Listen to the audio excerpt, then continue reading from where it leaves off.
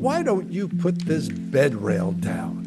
And I said, Mom, because she can't walk and it's for your safety. She goes, well, if you put the rail down, maybe I could walk. And it's like, no. And another time she said, why is it I always call you? Why don't you ever call me? And I said, Mom, you call me, I come running. I call you, what are you going to do? Welcome to Not in a Huff with Jackson Huff, where we interview newsmakers, storytellers, and all-around interesting people. Sit back, relax, unless you're driving, and enjoy the show. Here's Jackson. Hello. I am Jackson Huff. This is Not in a Huff. Thanks so much for joining me. As always, really appreciate it. This week, I'm speaking with Mark Steven Porro. Now, Mr. Porro is an amazing guy. He started out his career in acting. We're going to talk quite a bit about just his roles that he's been a part of, kind of his time in Hollywood, why he decided to move on from it. And the reasoning is one that we spend a lot of time on, and that is that his mother, just like a lot of people, was aging and she was needing some additional assistance. So what he did was decide to move across country and begin to help assist her. And what he found was, a lot of adults aren't necessarily caring for their parents when they get older, and definitely the male population. So he started learning a little bit about what it meant to, take care of somebody who obviously took care of him growing up. He found it to be rewarding, but also, a true challenge as well. And what he found was, this is an interesting thing that a lot of people should be more willing to do. Adult life is busy, but that doesn't mean that when something comes up and a parent needs, that caregiving, that we don't step up. So he's going to talk about that. He's going to talk about the book that he wrote about his experience. It's called A Cup of Tea on the Commode. So as you can probably guess, it does have some humor to it, because he's going to talk about kind of the humorous nature of dealing with his mother as she aged and dealt with various problems, including memory issues and a lot of other things. I think that you're really going to enjoy this one. It is a serious topic when it comes to caregiving for a parent, but it's also a really kind of fun topic when it comes to kind of the amazing things that he learned from this experience. I think that he shares some really cool stories and some that are pretty funny. So I think you're going to really, really enjoy this one. I urge you to check out his book. All of that information will be at the end of this podcast. Follow this podcast as well, if you haven't already, on Instagram and on TikTok, Not Enough Podcast. Go leave a 5-star rating on Apple and on Spotify. That helps a lot. Written review on Apple helps even more. But let's just get right to the interview. Here is Mark Steven Porro. Mr. Porro, how are you? Very well, thank you. Yeah, I'm going to let you do the heavy lifting. Just introduce yourself. Hi, I'm Mark Steven Porro, and I am currently retired and living in the south of France, and I'm officially a published author now. So retirement didn't last so long. So I grew up in northern New Jersey. It's about 20 minutes outside of New York City, or 20 hours, depending on traffic. And it was a great little suburb. I have 5 siblings, 2 older brothers, 2 older sisters, and 1 younger sister. And my parents were both worked full time. My mother was a proofreader for the largest newspaper in New Jersey at the time, the Bergen Record. And my dad was a chemist for Sandoz Pharmaceuticals. So it was a really cool upbringing. The village is great. It's the village of Ridgewood. And so from 8th grade on, I wanted to be an ophthalmologist. And I never thought about why until later on in life. So I visited only 2 colleges, Harvard and the Ohio State University. And I went to the Ohio State University. Apparently, somebody was a little pickier about test scores and things like that. So I had a good time in high school, but I didn't knuckle down and study as hard as I could have. But I tested well, I guess, in the college entrance things for Ohio State and got placed in really high categories for math and science. So I was in like advanced physics and advanced calculus. And I'm like, Mm. wait, freshman year was supposed to be a little more fun. And I said, well, this is crazy. I don't really want to be doing this for 12 years. It was about a 12-year program for ophthalmology. And I started looking in the course book and I came across industrial design, which I never heard about before, but it was a perfect marriage of my loves, which was math and science and art. And I was very fortunate because they had one of the best design schools in the country at that time. So I graduated there, and I was very lucky. I landed a nice design job with a really good firm in Columbus, Ohio, and then got recruited by one of the best design firms in the country, and did that for a bit. But then the acting bug bit me. And we were all performers as kids. My mother was a big champion of the arts. And so we used to go to New York City and go to theater and Radio City Music Hall for watching the Rockettes and any new Disney movies and stuff that came out. But also was very involved with the ballet. So we all got involved with the ballet as kids. And I retired from ballet around 11 years old, and then apparently the performance bug never left me because in 1984, I decided to give up this lovely design career and move out to Hollywood to give that one a shot. So, Mm. Yeah, yeah, that's a good little summation for sure. And I guess I want to ask you, you said that you're in the south of France. I don't, most people aren't going to see your background, but I don't, if I was kind of picturing what your house would look like in the south of France, pretty sure that's it with the stone and everything. You've got kind of that stereotypical looking house. So I like it. Is that your living room? yeah, this is living room and kitchen, and this is like the main room. So it's living room and kitchen, and I also call my office. So this is where I do my writing and my interviews and things like that. So I visited this village in 2015 for 5 days, and fell in love with the village and the people. They're just so lovely, and the history here. This house was built, they say, in 1540. Uh, And I walked into this place and said, this is going to be my home. And a couple of years later, I moved here. Yeah, we have French relatives on my mother's side, and I think the ancestors played a role in this because I've been to Italy. My grandfather came from Italy, and so we're second generation Italian. The French, I'm not sure. It might be third or fourth generation on the French side. And when I first came to France, I had an old girlfriend or ex-girlfriend, I should say, who always wanted to retire in France. So that she put the bug in my ear. And the first time I came here, I was very comfortable in France overall, even more so than in Italy. And so I started thinking about it. And then we came to this village a couple years later, and that was it for me. So. Yeah, I guess it's kind of a dream. It's also located in the largest wine growing region in the world. So if you're into wine, this is the place to be. It's actually probably cheaper than bottled water here, and the wine is excellent. So Yeah. Well, I think it's kind of funny you said that she always wanted to do it. She's an ex-girlfriend, and you're the one that actually is doing it now, huh? I did it. Yeah, she had her opportunity. I don't know if she got nervous or something. Anyway, she bailed. Well, she had the chance then. Yeah, she had the chance. Oh, well, you're not roughing it by any means. That's a cool place for sure. So I want to ask you now. You already kind of touched on the acting part of things, but as I wrote the question was you kind of went from eye doctor dreams to Hill Street Blues acting. So talk a little bit about moving out to LA, pursuing that dream, and I think part of that dream was to get in on Hill Street Blues, right? Yeah. I had a connection actually through the design firm with an agent out in Hollywood. So I went out to Hollywood. I had a friend that I grew up with also that lived at the beach. So I went out there for vacation and I visited design firms. I landed a design job, so I wasn't going to be a struggling actor.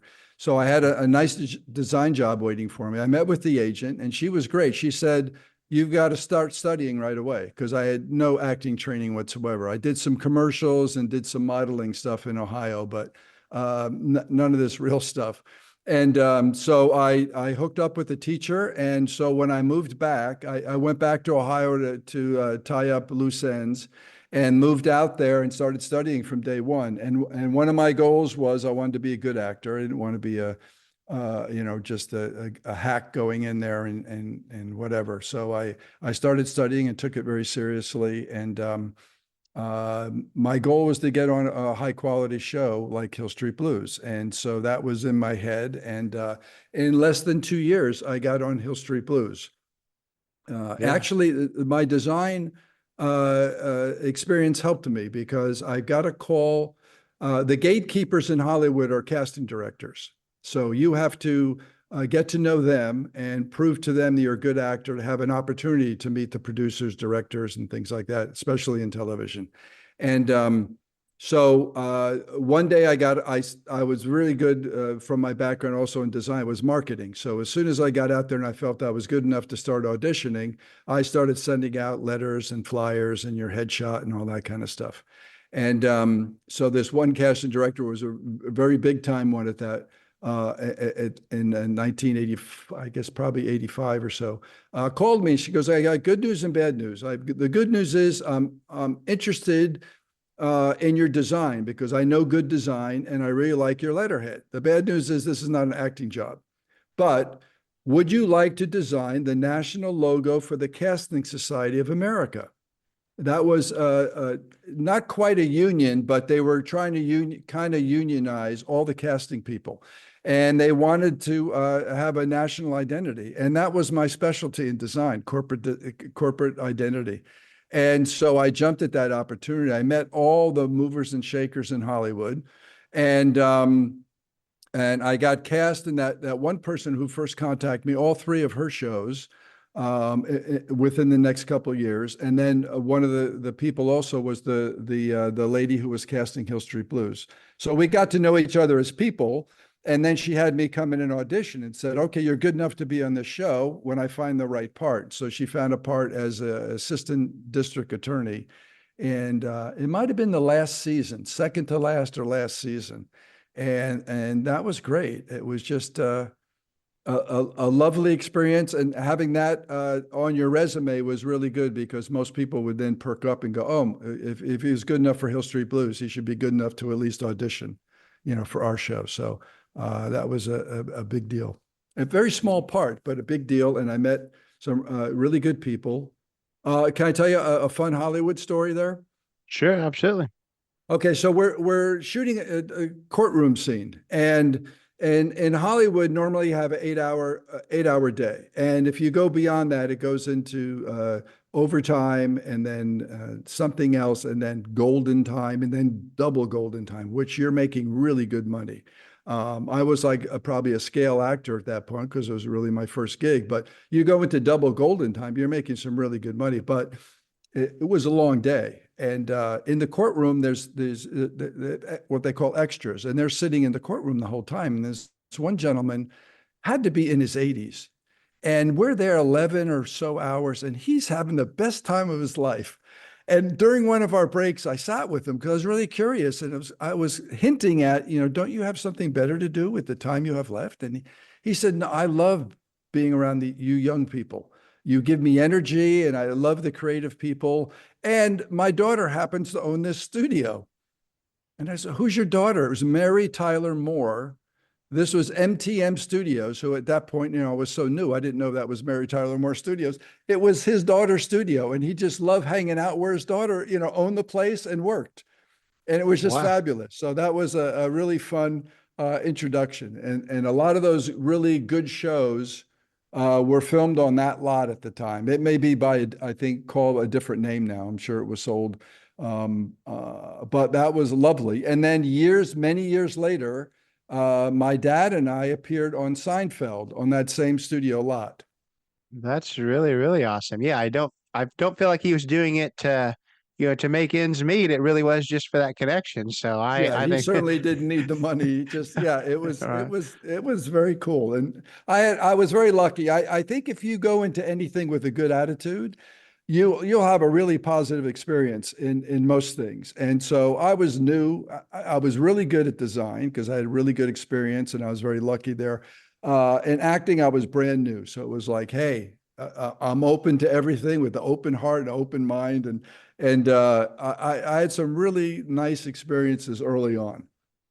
Yeah. Yeah. And I think, we're talking about Hill Street Blues, and now we're fast forwarding probably about 20 years because I've got to ask you a story about, your time in Castaway, because I interviewed another person with a connection to Tom Hanks, very different than acting with him. But talk about being, having a small role in Castaway too.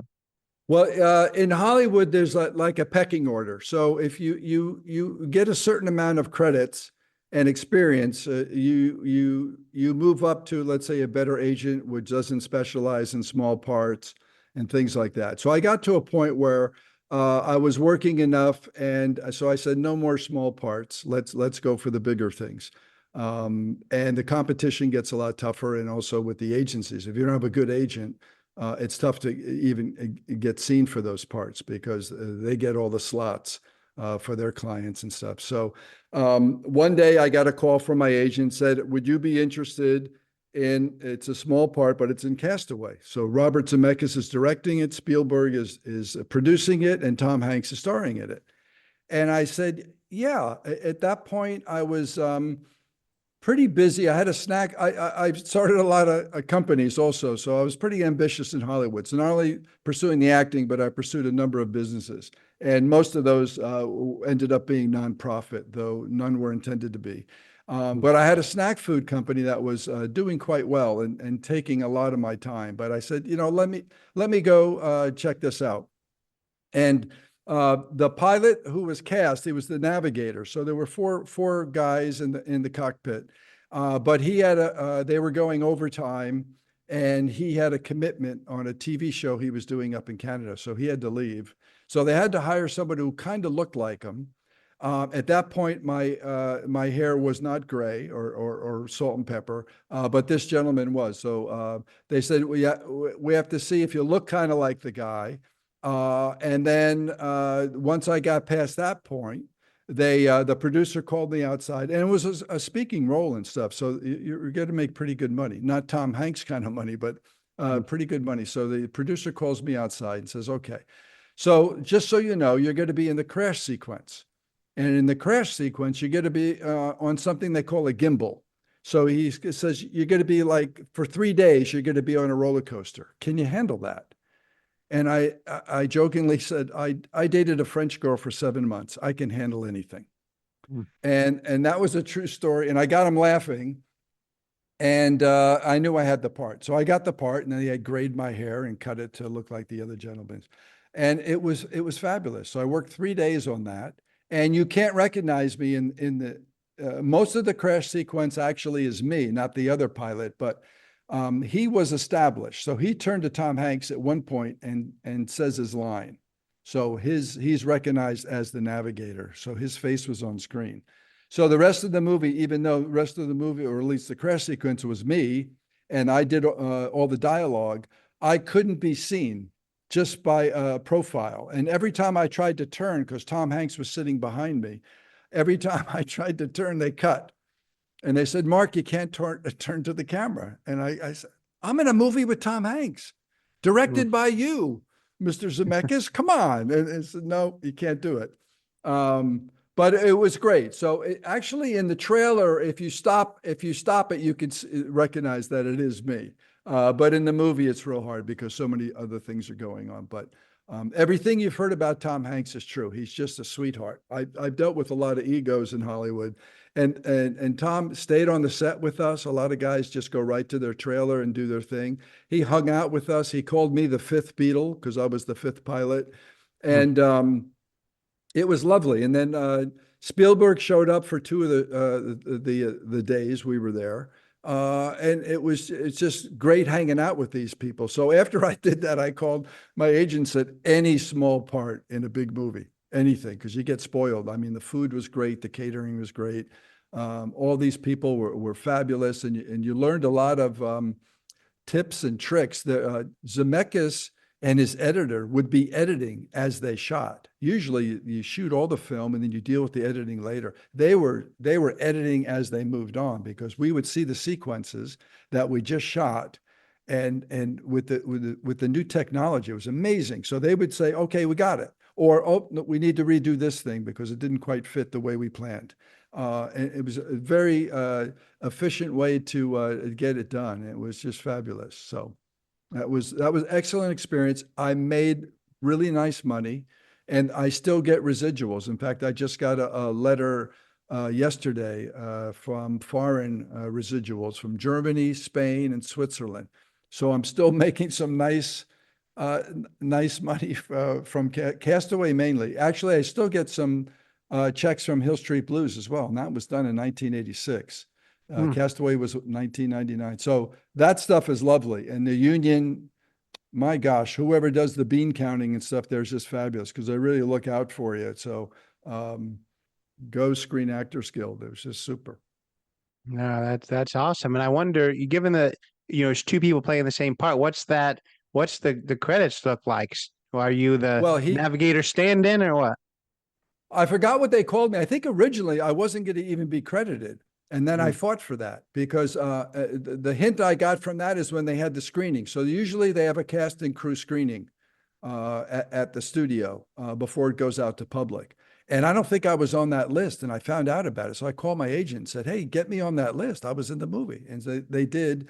And so they have, I think if they look at under IMDb, it's uncredited navigator. In the movie, it might be, I forget how it's credited. It's not like navigator number 2. It might have been navigator replacement or something like that. I don't remember, but I get the credit because I still get the check. So as a speaking role, it's lovely. So yeah. And I got Tom Hanks stories to talk about. I don't know if you know that there's the Kevin Bacon game in Hollywood. There was, like 6 degrees of separation or whatever. Yeah. Yeah. So Kevin Bacon is the thing. So I'm a number 1 because Kevin Bacon did Apollo 13 with Hanks, and I did the Castaway with Hanks. So I'm a number 1 in that game, which is the best.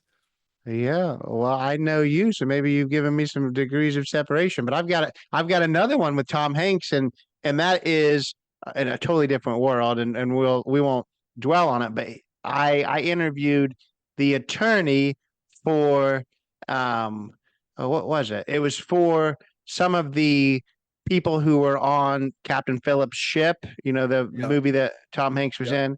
So. Totally different world, and obviously that we won't even talk about that. But the attorney said, obviously having Tom Hanks part of that completely changed the narrative didn't help, but he couldn't say anything bad about Tom Hanks because he was a great guy. So yeah.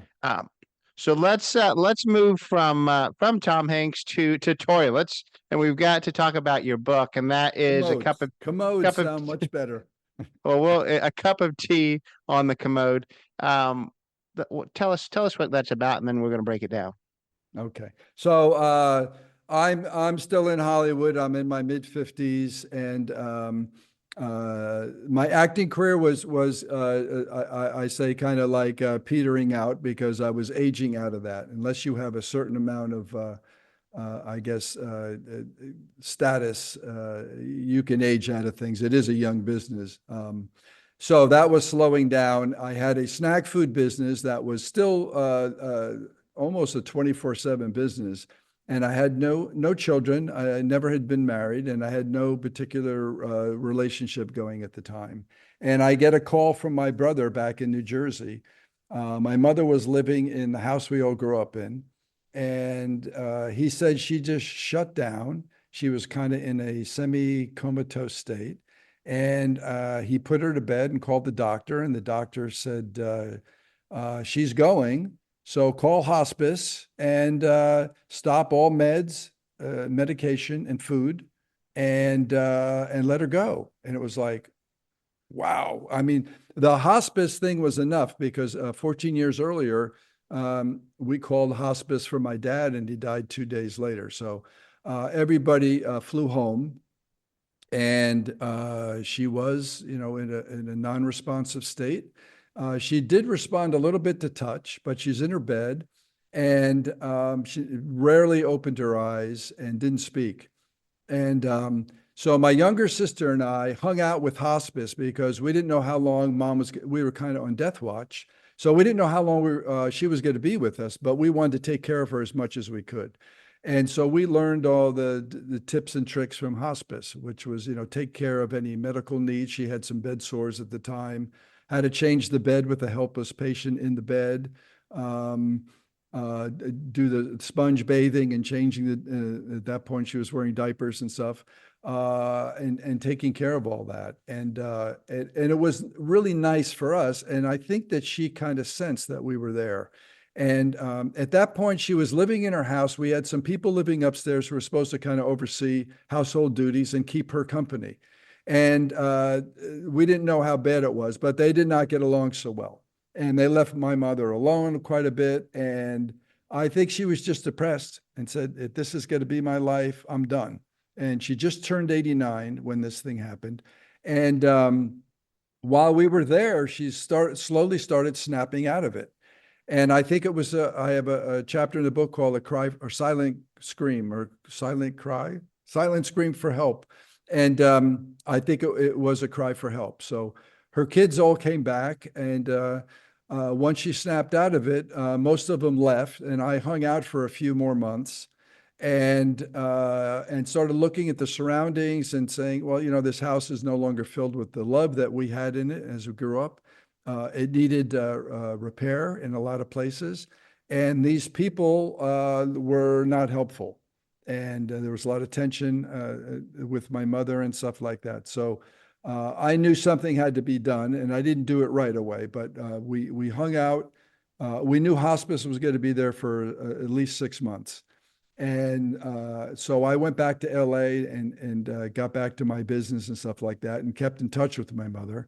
And then later, a few months later, my nephew was getting married in New Jersey. So I flew back and resumed duties again. So I took care of my mom for those 2 weeks and realized I needed to step up and do something. So I had two brothers that lived close by, but they both had their jobs and stuff like that. And I was, whether it's serendipity or whatever, but I asked my mom if she wanted me to come back to make sure she was well taken care of. And she said yes. And so I made the decision. And then the world seemed to all come together and make it work out. So the logistics were a little cumbersome to make it work because I still lived in LA and my business wasn't primarily in LA. But I moved back into my childhood home and took over the duty. So I moved back that December. And then we had some part-time people come in. And then we looked for someone because I wasn't going to step in 24/7 right away. I still needed to make some money. So I was redesigning my brother's offices and stuff like that. So I had some income. And then we were not successful in finding somebody that we really liked to take care of my mom at full time. So once I called it the parade of aides was unsuccessful, I decided I better step up. So I stepped up and took over the 24/7 care. And it was a huge deal for me, but the main goal was to make my mom happy and to make sure that she was well taken care of and well loved, and I cooked good food and all kinds of stuff. So it was a very important deal for me, but also the joy it seemed to bring her was really. So why do you think? Because that's not a story that happens a lot. It is that people try to find aides, and if that doesn't work out, then people are put in nursing homes, unfortunately. Right. So why do you think that there's not? And this is a more of a U.S. problem. That a lot of other countries do care for their elderly a little bit better than we do. So Right. why do you think that caregiving is, I guess, something that is not not something that people do as much, and definitely when it comes to sons, it's not as prevalent.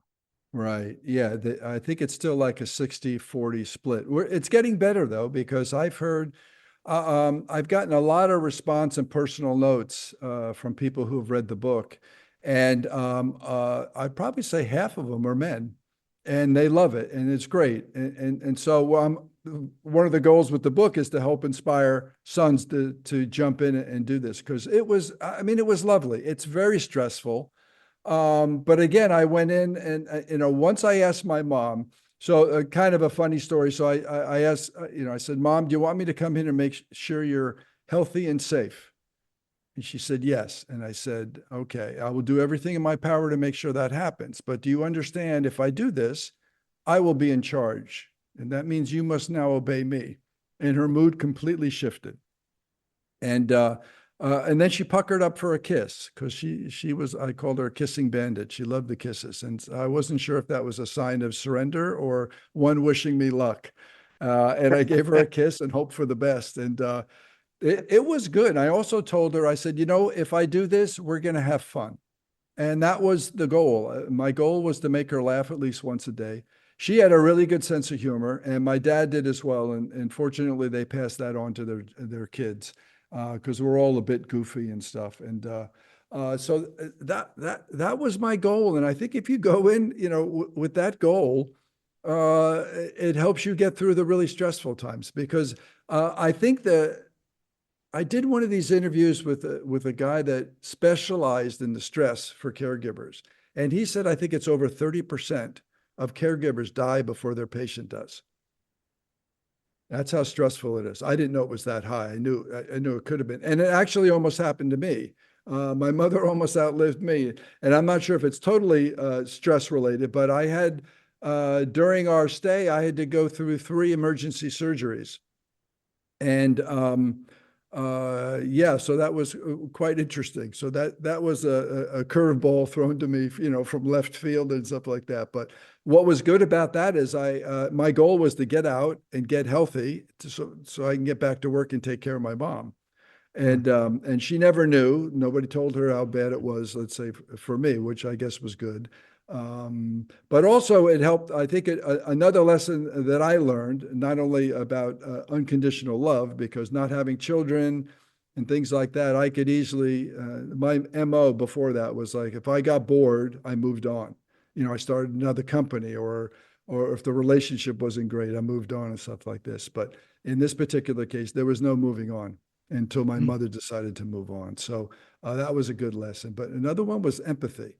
And you really have to put yourself in your patient's shoes, or your loved one's shoes, or in my mom's case, her non-slip safety socks, because she never walked or never wore shoes again after this incident. So that was very important. And when I was in the hospital, I had to deal with a lot of things that my mother dealt with. I needed assisting with walking. I had to wear diapers for a period of time. I was on heavy medication, so my mother suffered from a little bit of dementia, and I was hallucinating like crazy at some point. I had to drink some of the same protein drinks that she drank to help me heal faster and stuff like that. So it was a good lesson, hopefully something I wouldn't have to deal with until way in the future. But I really got to, I guess, empathize with my mother's condition even more so. So that was a very important lesson. And also, I think the main lesson from that is you really do have to take breaks. It is a very stressful thing, and they say that you really need to take. And up to that point, I did not. I said, I'm a guy, I can take this on, no big deal. And it creeps up. And so take breaks is the main thing. It's on the airlines, they say, put your oxygen mask on before you handle your child. And there's a reason for that, because you have to be in good shape if you're going to take care of these people. Yeah. Yeah. No, that's an eye-opening thing to me when you say the 30%, because I'll tell you, currently right now, my mother is caregiving for my grandmother who has dementia, and she's been doing it for like 2 years now, and it's been a challenge. And you talk about taking breaks, and that's kind of at this exact moment that we're at right now. My grandmother is in rehab because she had fallen, and now she needs to be able to be mobile again. So she's been in rehab for 3 weeks. And this is the point now that it's almost been 3 weeks.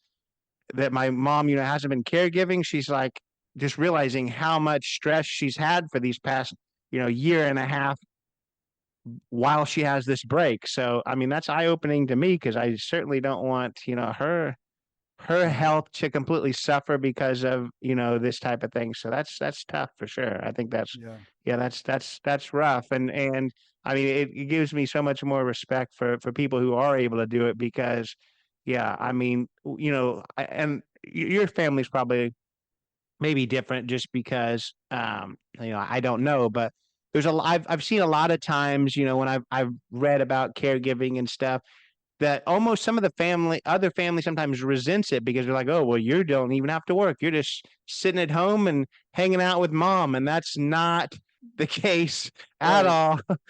I mean, it's a 24/7 job doing some things that I guarantee you don't want to be doing. So, Right. It's mentally, physically, and emotionally very stressful. Even when you're laying in bed, you're wondering how they're doing, or if they're going to be breathing when I wake up in the morning. At one point, I put a baby monitor, a video monitor, in her room, and my mom, she worked the graveyard shift for the newspaper, so she was a night owl, and I was kind of a night owl also.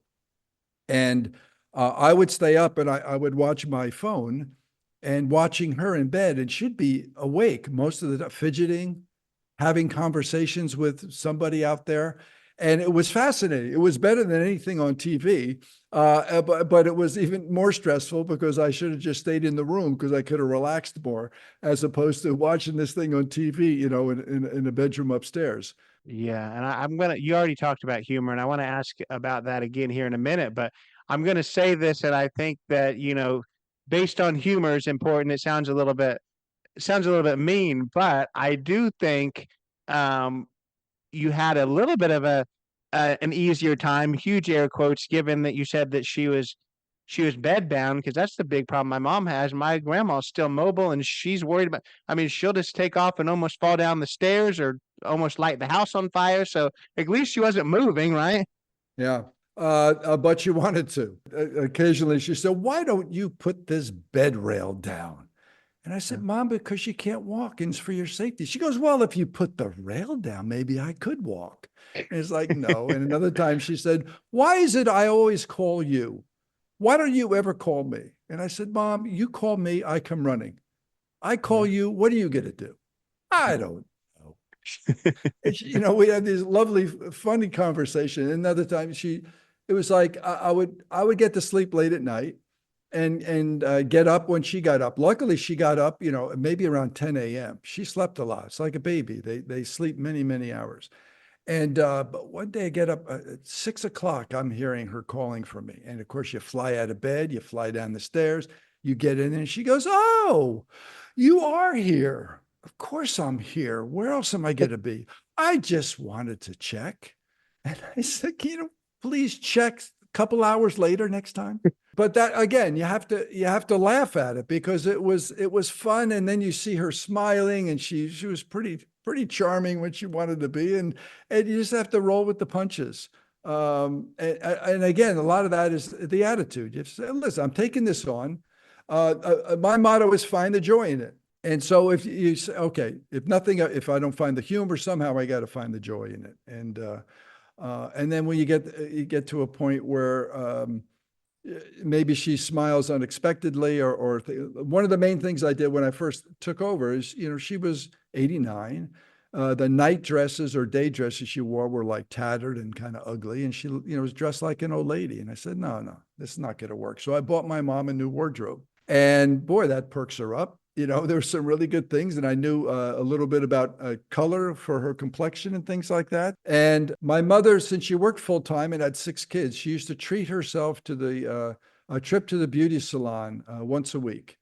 And she had beautiful nails. She was a nail model in the late 20s or late teens, early 20s. So she had these gorgeous, long, natural nails. And so I created a thing called Day of Beauty. So once a week, I normally gave her 2 sponge baths a day anyway. But on Day of Beauty, while she sat on the commode, I soaked her feet in Epsom salts. I shampooed her hair and got her all ready, and then had her choose what wardrobe she wanted to wear. and then blow dried her hair and put it in a ponytail, or sometime for bonus points, I said I would braid it. I learned a lot growing up with three sisters with long hair. So there were some benefits to that other than learning how to put the toilet seat down.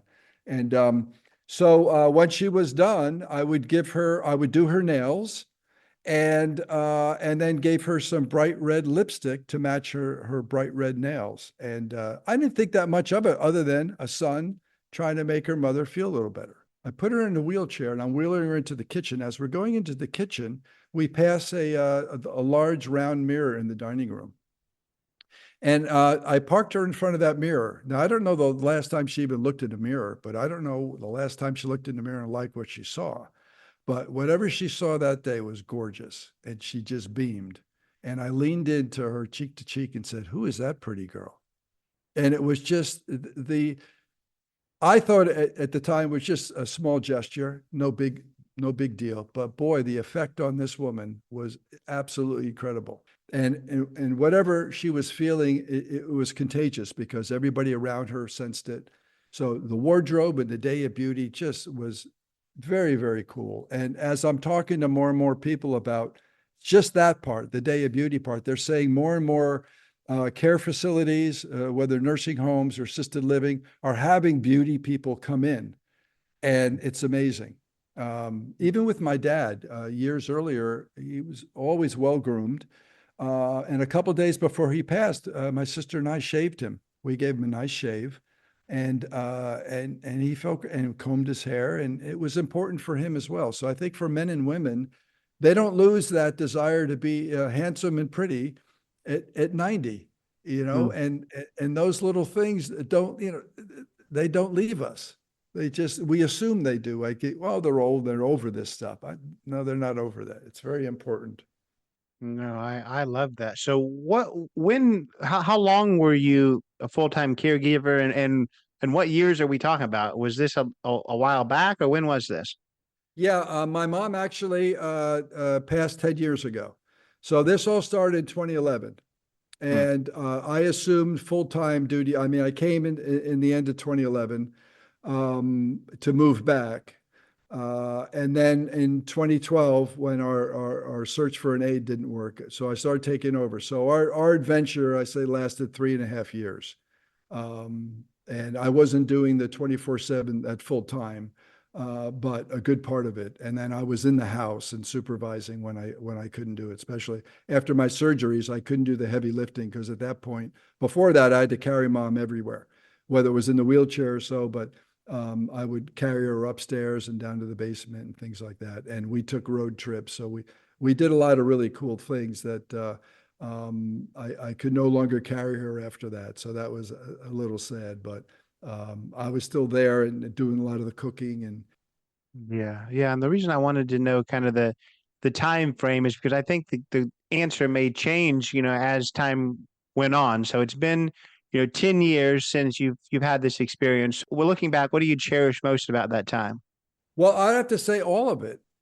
Making my mom smile was really important. And I was with her when she took her last breath. It was interesting. So in the book, I really chronicled the whole 5-day thing. So she seemed to be, again, it was another 3.5 years later, but again, ready to check out. And at this time, her body and her mind were in sync. Before, her mind was wanting to check out, but she wasn't ready to go. And this time it was. And so for the last 5 days, I took over full time and said, okay, I'm going to be with her, and I'm going to make sure she's not alone when she takes her last breath. And it was so she seemed to be. I said she seemed to be in a hurry to leave, but no hurry to die. And it was 5 days. It was 5 days of me being up almost all that time.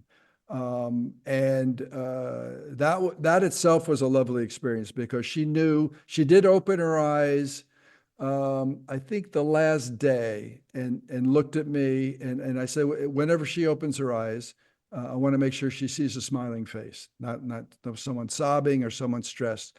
And she looked at me and she mouthed, "I love you." That was very important for her to know that I was there. And when she took her last bit, my little sister was there also. I took a lot of notes. I didn't know what I was going to do with this, but I knew that I was going to be privy to a lot of moments and conversations that the other family members were not going to be. So I wanted to record all this stuff. And I took a lot of photographs and videos and kept notes all the time. And, a lot of that is in the book. And I hope my siblings all read the book, and they've said some really nice things about it. And I'm sure they, I guess, discovered some things that may not have, because my mom and I, and even with my dad, we had a very interesting relationship. I was a very curious kid, and I got them to open up. They were both, depression kids. So you kept your emotions close to the vest. You did not share. I don't recall them ever talking about pain or being, letting their emotions out all that much. Maybe in the marriage, but towards the kids and stuff like that, we didn't know what pain they may have been going through and stuff like that. But I got them both to open up because I asked questions. And so a lot of those little stories I put in the book, and more of those will go into the next book is going to focus more on my dad. And they're lovely, and it's not all rosy, but I wanted to tell a truthful, honest story. So there's enough honest things about me that I'm not super proud of, but I put them in the book because I thought it was important to be honest. So I guess that's the main thing. Someone also asked me, how would your mom feel about this book? And it's kind of interesting because, again, they never talked about these things. But I think if they knew the benefit of it, because there's been some lovely, I mean, the critics have been great. It's won 8 awards so far, and the sales are nice, but the personal notes I'm getting from people are just lovely. And I think if they knew that, that would change everything, because for me, I don't know if how I was expecting the response to be. You put your heart and soul into something, you don't know. But when you start getting some of these notes and stuff, it's like, wow, this is very cool. Yeah. What was the writing process like? Did you find it, kind of tough to relive those things and go through it again? Did you find it kind of therapeutic or cathartic to kind of get it all out, or what was that? What was that journey? Well, so my mom passed in August of 2014. I had all the notes. And whenever I would think about a certain thing, I would jot down a note, but I couldn't write it. I'm a really emotional guy, and especially when it comes to family. So I'm a sap. So it was a couple of years later that I actually, when I moved to France, I said, I think I'm okay to do this. And I again, I wasn't sure if it was going to be a book, because I've written screenplays and I've done short films and things like that. But while I was going through this, I had some friends, being a baby boomer, we're all going to deal with this, or have dealt with it, or are currently dealing with this. And I had some friends going through it, and I shared some of the things I was going through, and they seemed to get some benefit from it. So that's when I decided I think a book is going to be the best way to get this message out there. And it's also entertaining. There's a lot of funny stuff in there. I say it's not a how-to book. It's a what I did book, which was a very unique approach. Also, just being from a son, it's a unique approach. And once I decided on the book, it was going to be memoir, was going to be the best genre. So I started studying the craft, and it was great. So I got to a point where I was felt okay to do it. But boy, still writing. It was a couple of years of writing. And then working out the structure. But I was here on my own, and good thing, because I would burst out crying. Even some parts that weren't even that sad. It was just, it creeps up on you, just go. So I'm sitting there going, oh, I'm so glad I'm alone, because this is just terrible. And then when I finished the book, I had actually my memoir teacher was also an editor. So I had her do the first edit of the book. And she gave me great notes. And so then I refined it, and I actually got a publisher, which is very rare, especially a first-time writer who's at that point in his 60s. So that was great. So I found a publisher, and they liked the voice, they liked my writing, and they thought the book had wonderful potential, because I think of the message and the entertainment value. So that was lovely. But I would say in the writing, the most difficult part after I got through the emotional part was the structure, because if you write it chronologically, this what happened day one, day two, it's kind of boring. So I kept the adventures of Mom and I over those 3.5 years kind of intact, but in between I put some flashbacks or some stories that happened at another time that help support why I made that choice, or why I stepped up at this time, or why my mother did these things. And that was very cathartic, because once you kind of open a door to certain memories, all these other things start coming out.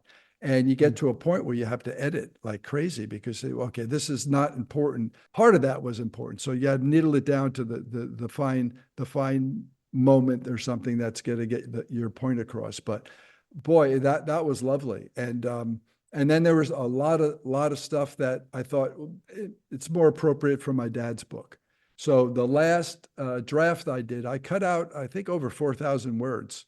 Hmm. And they were good words, but they didn't belong in this book. So they will go into the next book. And I'm sure there's going to be some overlap, because there's a lot of my dad in this book as well. But I'd say the structure of working out those flashbacks with the present day was the most difficult part for me. And then once we got that down, once I got with the publisher, I worked with 2 different editors, and they were great. The notes were great, and it was great to have a fresh set of eyes looking at this story and getting it or not getting it. Like, why is this here? And then I would try to explain it. But as soon as you have to try to explain it, it's like trying to explain a joke. You're lost. So you've got to rewrite or reorganize. And so there was a lot of reorganization in this thing. Yeah. Yeah. And I'm kind of setting you up to say everyone, and that's an acceptable answer. But who do you think is going to enjoy this book when they pick it up? Who's the book for? Well, originally it was for baby boomers. So people in my age group, born in the 50s and 60s and 70s. And there's a lot of expats, retirees in this village that I live in France. And so they have a group called Tuesday Club. And so I was asked to come and present. This is before the book was published. And so I read a few chapters and talked about the story. And one of the ladies stood up and said, when is this coming out? Because I want to give this to my children so they know how to take care of me. And I thought that was lovely. And that opened up a whole nother thing. So the demographics then expanded to go younger. I think really young people, maybe not, they're not ready for that, but there are, again, a lot of funny stories in there. So I would say definitely the baby boomers. And I'm also surprised, because there's some people who say, I've been through this. I don't want to revisit this, whoever did it. But I've had other people who said, yes, I wanted to see how someone else approached this. And it brought back so many nice memories and things. So these personal notes have been fabulous. So yeah, I wouldn't say everybody. And mostly I would say, for me, it's been pretty good, about 50-50, but I would think more women than men, because again, they assume this role more than the men. And that, I think, has been my experience. If I look at, let's say, the sales numbers, and when you do ads, you look at the analytics and stuff like that. And so the women still, I think, outpace the men as far as sales and things like that. So Yeah. Then you've already kind of talked about how there's going to at least be one more book, and it's highlighting your dad's story. So what does the future look like for you as a writer? Are you going to get your dad's story out and you're done? Are you going to start looking at the world of fiction, or what does writing look like for you? I don't know about fiction, but I got a lot of stories. So with my dad's book, there's actually, originally it was going to be 3 different book ideas, and they all revolve around my dad. And I thought, you know what? I think I could put all these 3 into one book. And again, focus it just on the moments that I think are most important, and not expand, because this snack food company that my brother and I started was in honor of my dad. My dad invented this thing called, it was like half popcorn. He called it Nutrinuts originally, and he invented this stuff in 1963. That's when things like McDonald's and all those things are really starting to pop up. And he had 6 kids. And I think part of his motivation was he feared impending dental bills.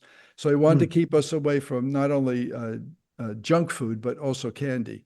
And so he came up with this popcorn thing where he half popped it. Now he was a chemist. He was a very clever guy. And so instead of a big fluffy white popcorn, it was these crunchy golden nuggets. And they were addicting. That we loved these as kids, but it stayed as a family secret. He approached some big companies over the next couple decades, and nothing worked out. And then he stopped making them in the 80s. It's a really messy process. And my mother was never happy with the condition of the kitchen afterwards.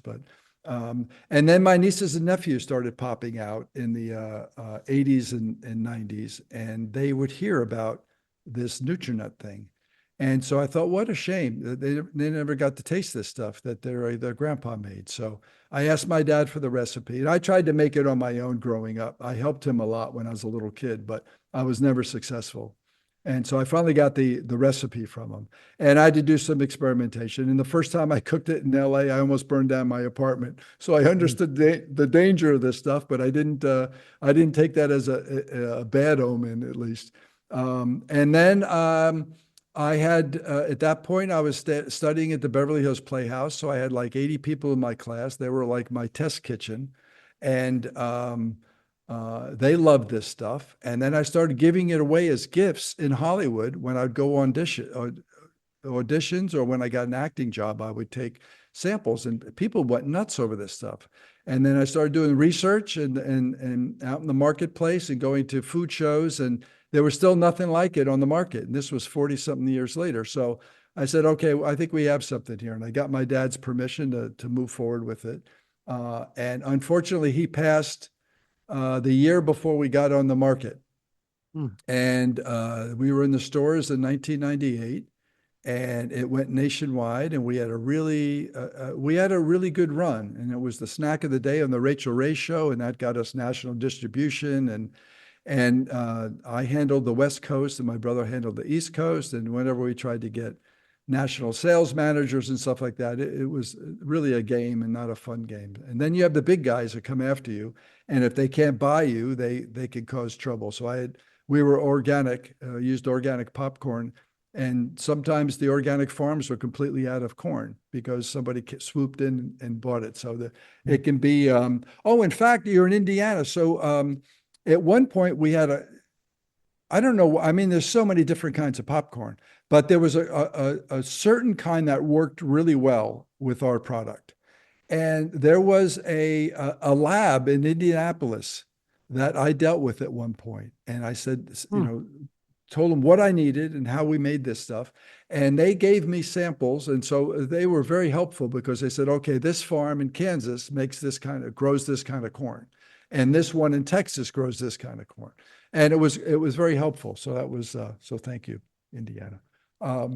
Anyway, so I spent probably 15 years in that business. We built a beautiful factory out in LA, and had a good run. So that's one of the stories, and that could be a book in itself. And then I took my dad to the village where his father came from in Italy. It's a village. We didn't know that much about it, and because his father never went back. His grandfather, who was the first to come over, never went back. So it had been over 100 years since a Porro had been back to this little village. And I was working on a stage adaptation of a Fellini film. And I got into my Italian roots and really curious about my Italian ancestry and stuff like that. So I did some research and then planned this trip. And my dad was just turning 80. And I talked him into coming with me, and I shot a documentary of it. And that could be a whole nother book. But I thought, between the snack food and the trip to Italy and then just my dad, I had spent the last 8 days with my dad when he was sick back in 1997. And so I think all three of those, and they really do. The ending of the book is great because all three of those things come together in that little mountaintop village in Italy. Once I got that moment and said, oh my gosh, all three of these work out perfectly. I thought that's a great ending for the book. And so again, structurally, how to figure all that out is going to be quite a challenge. But coming out with the memories and all that stuff, no problem. Those just flood out of me, and I've just got to make them sound good or read well. Well, you've got, yeah, I mean, I think you've got a whole second book that's going to be interesting to read. We'll have to connect again at that point because you've got a lot of stories there too. But I mean, you're an awesome storyteller for sure. I think that we've got a lot to chew on already. I think we could talk for another hour, but I want you to tell us how people are going to pick up this first book and how people are going to connect with you to make sure that they know when the next one's coming. Okay.